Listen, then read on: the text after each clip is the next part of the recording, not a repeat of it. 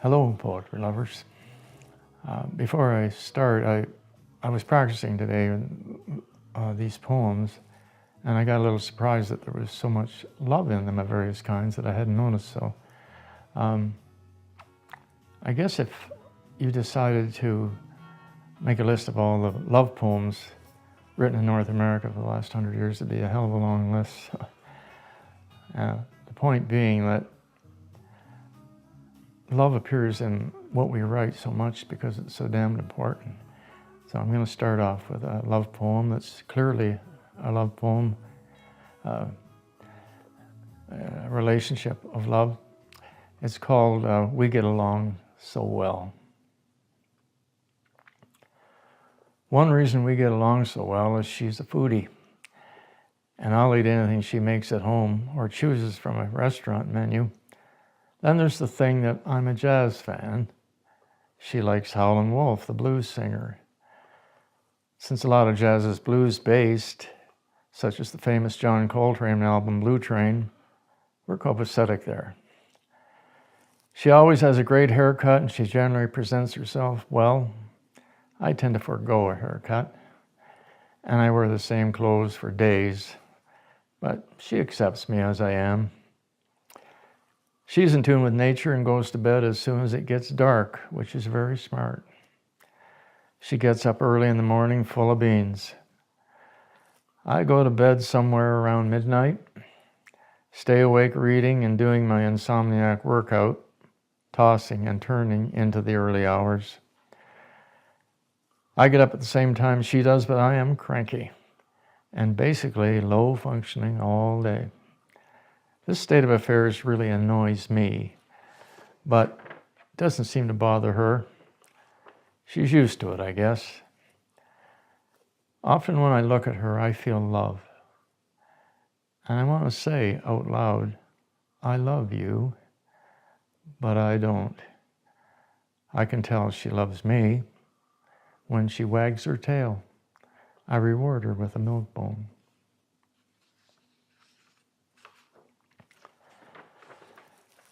Scientists don't write good poetry, and poets don't write good science poems. But I'm going to take a try at a science poem. It's mainly about gravity. It's called Don't Laugh. I'm just a guy traveling by train to Montreal at 100 kilometers an hour, while the Earth spins at 1,600 kilometers an hour and orbits the sun at 100,000 kilometers an hour. Although neither I nor the train at any time have flown off the Earth into space, I'm really afraid to get off this damn train. This poem is a postcard from a husband who isn't very happy. His wife is misbehaving on her Caribbean holiday with her girlfriends. The Great Canadian Cuckold Disaster Postcard, the Lone Ranger and Tonto edition. You're gone, I know you are. The geese have flown and the ice is on the river. You're lying on a beach somewhere with another lover. And late in the evenings, you stride through the streets of tourist town, a dazzling short summer skirt, all your former barriers down, no panties and no shirt. What a clown. How could you flash your gams at a drunken leering stranger while I'm back home, a sad and ridiculous Lone Ranger? Daily I send my Mohawk Tonto for booze and smokes in Deseronto. On your return, do anticipate my full-on rejection and a true small-town hate if you bring me home a sexually transmitted infection.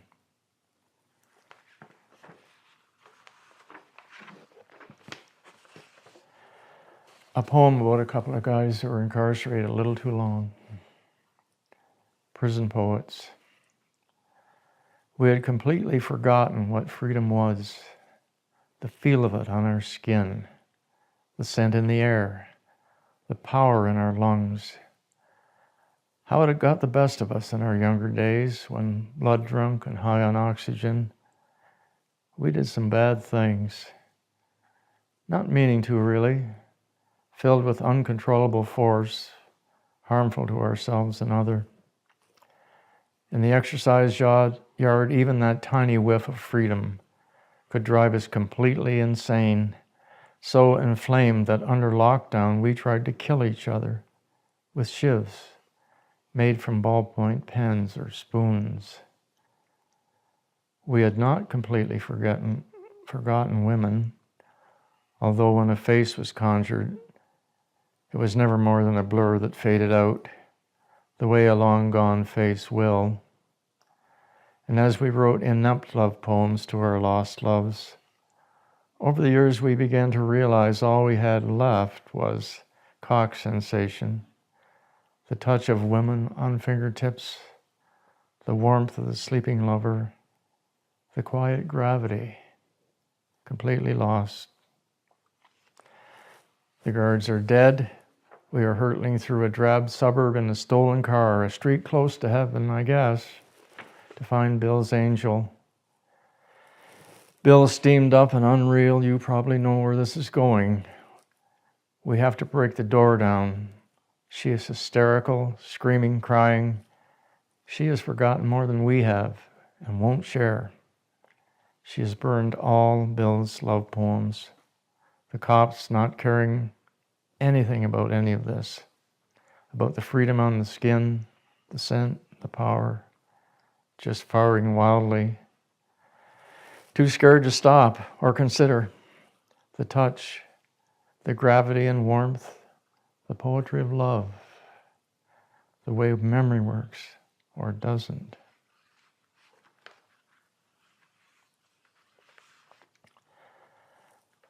Break from love for a moment, a nature poem called Wolf Moon.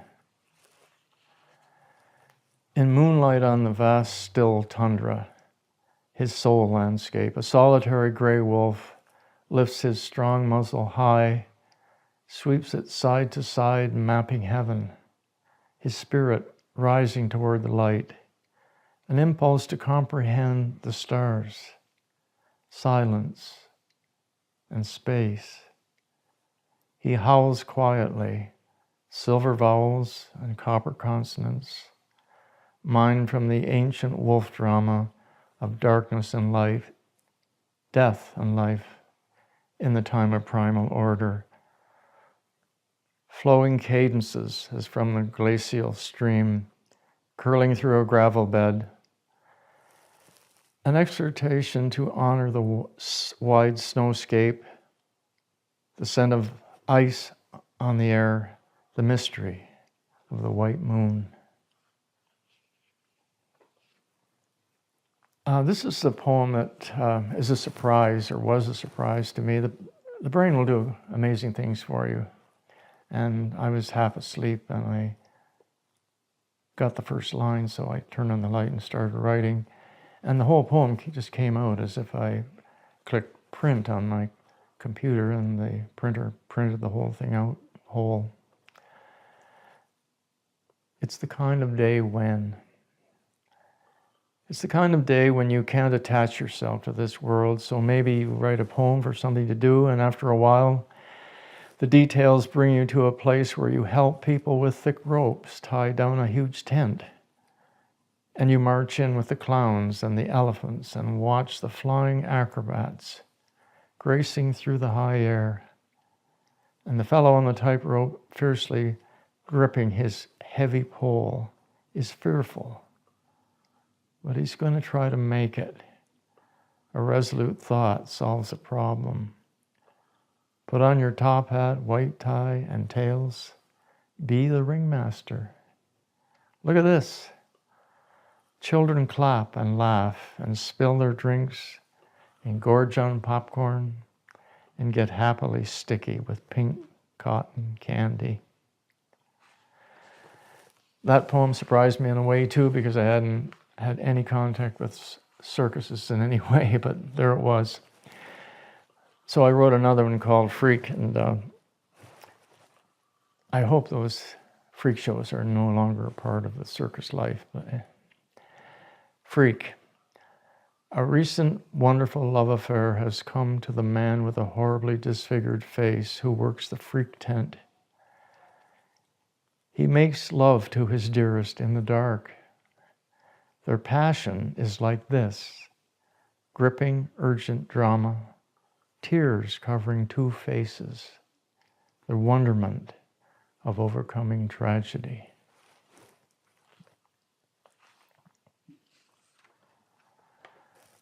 A couple of poems about older men.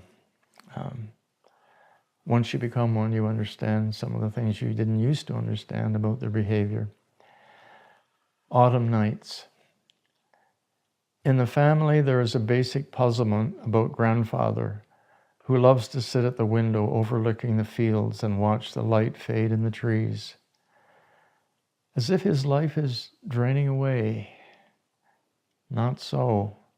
Living memories appear, bluesy jazz memories of his band years, soft, seductive trumpet calls, fiercely ascending tenor sax arpeggios, searching for the stars, the riffle of the brushes.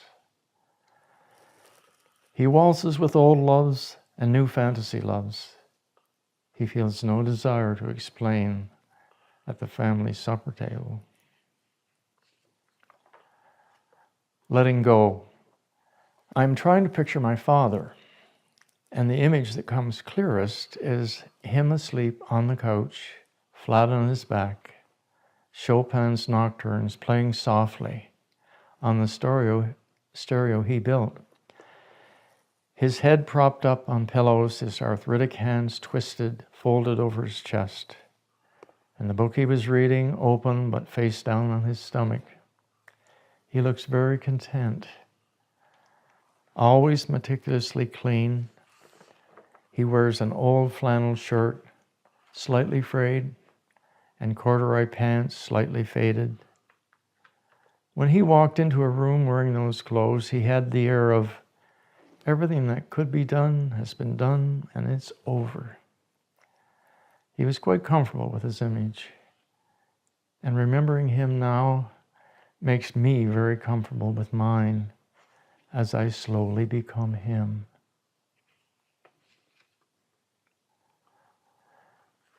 Every creative person has a favorite in their body of work, and this is my favorite poem up to now anyway. It's called Love's Rough Promise. Your words cascade over me. I don't know what they might mean decoded. I place my cell in a charming little wooden box a child might keep his marbles in. I wait all day for the ring and the decoded message, but you don't call. I look at the rainbow you painted on the ceiling above our bed. Sheet music for the song you sang in me. A restless bed throws a blanket over loss, but provides no warmth. The packing boxes in the corner are dark with threat. I read the rustle of the window curtains hiding the moon. Does forever ever show up? This last poem is about an annoying relative, and we all know about those. Sometimes the annoying relative is you. Sometimes it's me. Subjects of King George in the driveway. Uncle Bill was showing the family his Aladdin light trailer in our driveway. He savored the details as he showed us the special tires, explained what load the trailer could bear, demonstrated how the clever step cranked down, and told a long story about looking all over town for a part for the broken folding canopy, and how much it finally cost. After a spirited session of crafty haggling, fully described. At that very moment in frustration, I squeezed the trigger of the hedge clippers I was holding and trimmed the aerial off the front fender of Uncle Bill's big black shiny SUV. The radio suddenly brought in a classical music station, playing at thunderous volume Handel's Hallelujah Chorus. We stood at attention, as is the custom, since King George II, being so moved by the music, stood and required his subjects to do the same. As the electric clippers whirred to a halt, I thought I heard Handel chuckle. Granny fainted. Thank you. And that's the poems for today. Paul Brown.